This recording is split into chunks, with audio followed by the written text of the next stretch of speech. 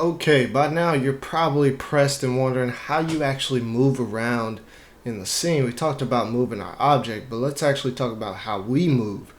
And the way that we do that, there are a couple of buttons up here. So if I click and hold this one, you can see that I can pan left and right, and I can move up and down.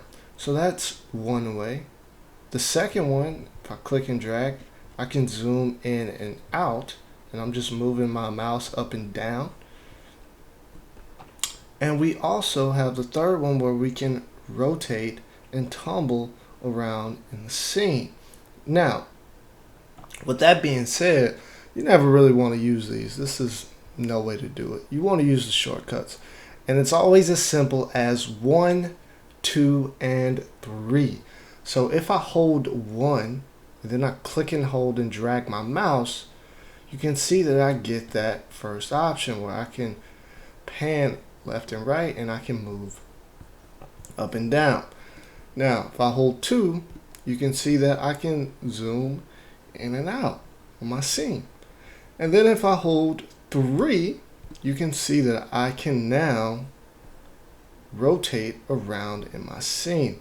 And usually when I'm rotating and using the camera, 3 is like your best friend, simply because I can just go around in the scene here. So this is pretty simple to work with. So just remember that 1, 2, and 3 system.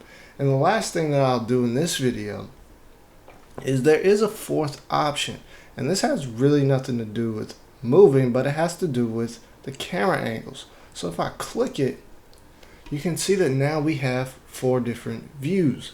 I have my perspective view, which is the view that we have, and you can see that I still get those movement tools. I got the top view, and it has its own set of movement tools. I have a right view, own set of movement tools, and also a front view. And we'll be moving back and forth between these because sometimes we are only going to want to see things on the front view where we actually are looking directly on at the object. Now, if you want to full screen any of these, you just click the adjacent square that it's with. So if I click here, I now have prioritized the top view. If I click it again, I'm back. Click this one, I'm on the right view, and then if I click the perspective, you can see that I am now right here back where I was. So that's one way we can end up moving. Movement is so crucial to our scene.